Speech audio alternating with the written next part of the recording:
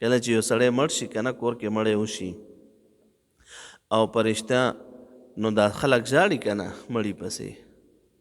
موږ د خلکو دا ژړا ډېره خطرناکه ده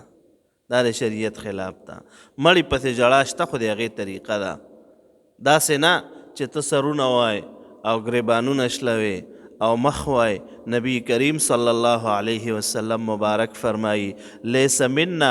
من ضرب الخدود وشق الجیوب ودعا بدعوى الجاهلیه پیغمبر علیه السلام مبارک فرمایی نه ده زموږ نه هغه څوک من شق الجیوب ضرب الخدود چې دا مخونه وایي دا ویر چې ورته مونږ وایو وشق الجیوب او ګریبانونه شلوي بعضې ښځې وي که نه اکثر غریبانانې خدای پاک دې په چام تکلیف نه راولي دا ګوره چې راشي بیا پته لګي خدای پاک دې په چا نه راولي او ورونو زه دا ګورې اکثر وایم ښه په ځوان سړي باندې او په ځوانې ښځې باندې سړي ته تکلیف رسي چې مړ شي بوډاګان خو به موږ ټوله سې مرو که نه یو ځل خو به مرو نو قسم ده که دا مرګ نه وی والله چې څه به پیدا څه به کېدل وی ورونو دا ګورې نبی کریم صلی الله علیه وسلم مبارک فرمایي تحفة المؤمن الموت د مؤمن دپاره مرګ تحفه ده ګورې اسلام کې د ګیره سپینه شوي وي او اسلام کې د عمر تیر کړی وي زوړ شوی وي قسم د قبر ته چې لاړ شي خدای پاک جل شانه حیا کوي زما د بنده دا په اسلام کې زوړ شوی د دل عذاب نه ویر کوم نو دا څومره ښه خبره ده نو بیا دا پرشتې څه کي چې دا خلک ژاړي که نه پیغمبر علیه السلام مبارک فرمایي او دا اوازونه کوي د جاهلیت اوازونه کوي یا پلاني خانه تا به غر اوچتولو دا دروغ خبرې کوي پلاني خانه تا به په یو لاس دا اوچتولو هغه غریب د ځان نه نشو خوځېدلی یو صحابي مبارک و هغه باندې بېهوشي راغلي وه بخاري شریف کې بیان ده بخاري شریف کې بیان ده نو هغه خورې پته ورته نه وه هغې کو نوې وفات شو نو هغې چې کم ده ستایانې کولې مونږ ورته ستایانې وایو که نه ستایانې کولې نو هغه چې بیا هوش کې راغو نو خور ته وي دا خو تا ډېر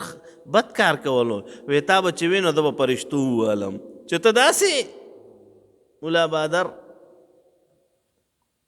ته داسې صحابه کرام رونو څومره لوی خلق وو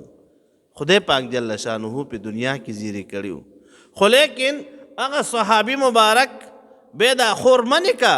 بیا دغه مبارک صحابي شهید شو ناخورې وی بس ته ستایانې نه کوم وی ما ته مې ورور دا ویلي دي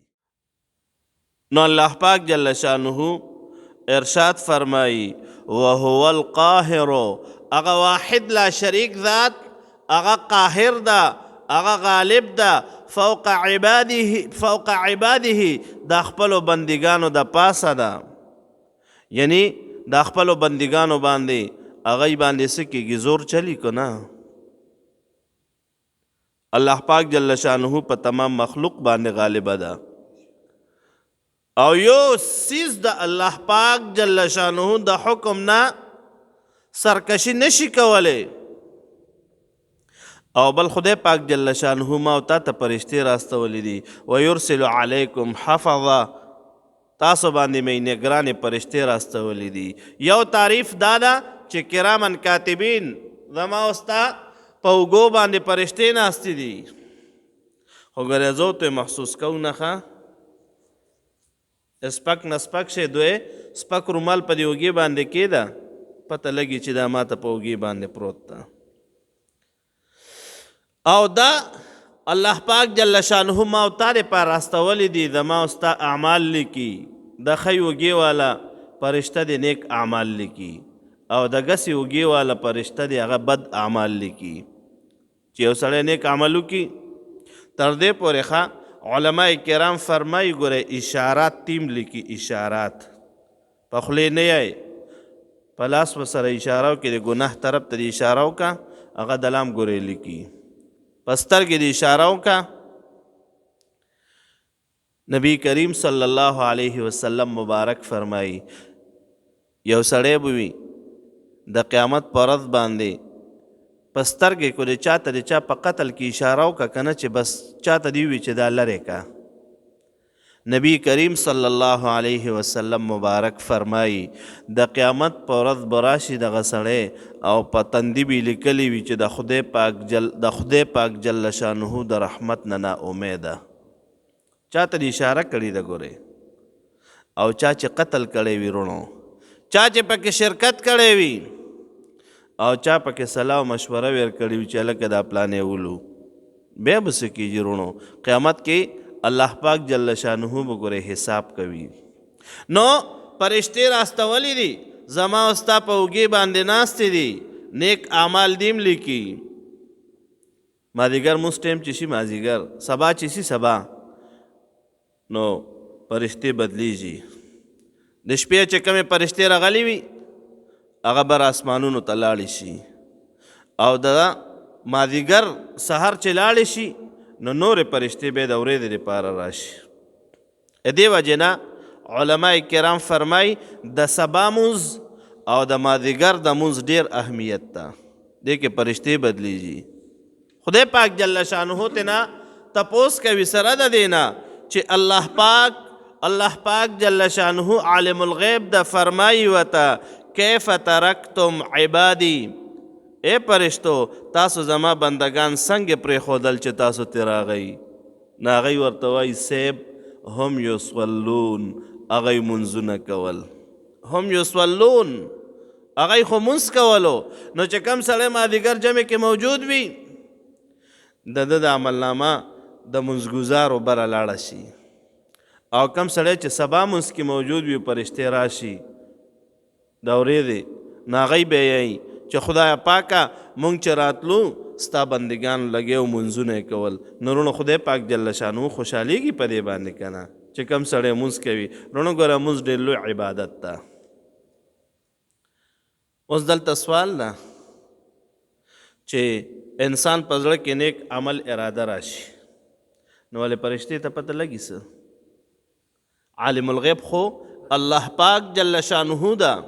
علماء کرام فرمایي وای کله چې یو انسان د نیک عمل اراده وکړي نو د دغه انسان د زړه نه فرشتو له خوشبویي ورځي، او کله چې یو سړی د بد عمل اراده وکړي نو د دغه انسان د زړه نه فرشتو له بدبویي ورځي.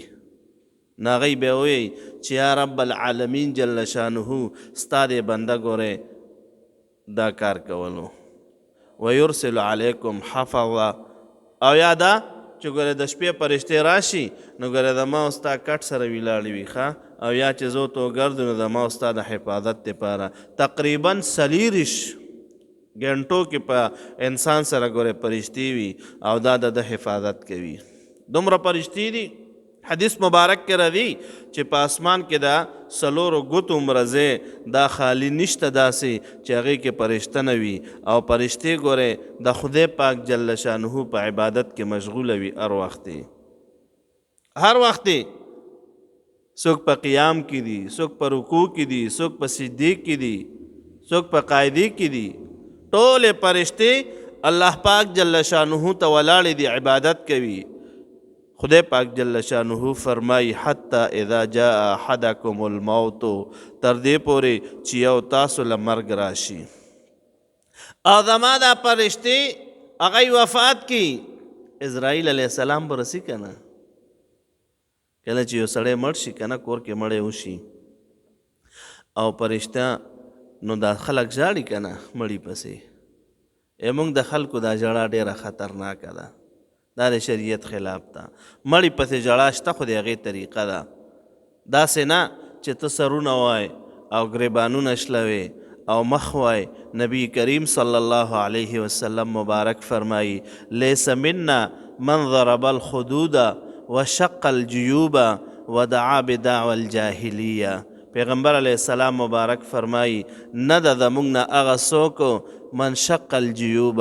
ضرب الخدود چې دا مخونه وایي، دا ویر چې ورته مونږ وایو، وشق الجیوب او ګریبانونه شلوي. بعضې ښځې وي که نه اکثر غریبانانې خدای پاک دې په چام تکلیف نه راولي، دا ګوره چې راشي بیا پته لګي خدای پاک دې په چا نه راولي. او ورونو زه دا ګورې اکثر وایم ښه په ځوان سړي باندې او په ځوانې ښځې باندې سړي ته تکلیف رسي چې مړ شي. بوډاګان خو به موږ ټوله سې مرو که نه یو ځل خو به مرو نو قسم ده که دا مرګ نه وی والله چې څه به پیدا څه به کېدل وی وروڼو دا ګورئ نبی کریم صلی الله علیه وسلم مبارک فرمایي تحفة المؤمن الموت د مؤمن دپاره مرګ تحفه ده ګورئ اسلام کې د ږیره سپینه شوې وي او اسلام کې د عمر تیر کړی وي زوړ شوی وي قسم د قبر ته چې لاړ شي خدای پاک جل شانه حیا کوي زما د بنده دا په اسلام کې زوړ شوی ده د له عذاب نه ویر کوم نو دا څومره ښه خبره ده نو بیا دا فرشتې څه کي چې دا خلک ژاړي که نه پیغمبر علیه السلام مبارک فرمایي او دا اوازونه کوي د جاهلیت اوازونه کوي یا پلاني خانه تا به غر اوچتولو دا دروغ خبرې کوي پلاني خانه تا به په یو لاس دا اوچتولو هغه غریب د ځان نه نشو خوځېدلی یو صحابي مبارکو هغه باندې بېهوشي رغلي وه بخاري شریف کې بیان ده بخاري شریف کې بیان ده نو هغه خورې پته ورته نه وه هغې کو نوې وفات شو نو هغې چې کم ده ستایانې کولې موږ ورته ستایانې وایو که نه ستایانې کولې نو هغه چې بیا هوش کې راغو نو خور ته وي دا خو تا ډېر بد کار کولو وی تا به چې وي نو ده به پرشتو ووالم چې ته داسې ملا بادر ته داسې صحابه کرام وروڼو څومره لوی خلق وو خدای پاک جل شانه په دنیا کې زیری کړي وو خو لیکن هغه صحابي مبارک بیا دا خور منې که بیا دغه مبارک صحابي شهید شو نا خورې وی بس ته ستایانې نه کوم وی ما ته مې ورور دا ویلي دي نو پیغمبر علیه السلام مبارک فرمایي ودعا بدعوى الجاهلیه چې د جاهلانو په شانتې اوازونه کوي تا به دا کول تا به دا کول بیا فرشتې تنګوي چې لکه ته خو داسې نه وي دا څه دروغ وایې نو فرشتې راشي او دا سړی وفات کی نو دا خلک چې ژاړي نو دا فرشته ورته وایي ګورې زه به بیا هم راځم ښه زموږ د هر چا کره مړی شوی ده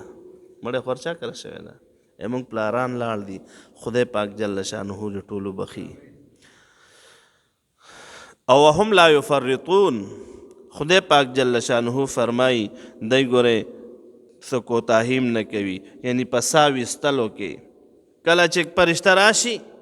بس ساو باسي د خدای پاک جل شانه په اذن سره یو ځل اسرائیل علیه السلام نه چا تپوس وکړو وی صاحب تا ته د ارواح څنګه وباسي وی د دې مثال داسې ده لکه ما ته په پلیټ کې د انار دانې پرتې دي انار دانې چې په پلیټ کې پرتې وي نو ته چې کوم دی نه رخلې رغسې شي که نه وی دا کرنګې د انسانانو د ارواح ما ته داسې پراته دي نو چې ما ته د کم اجازت وشي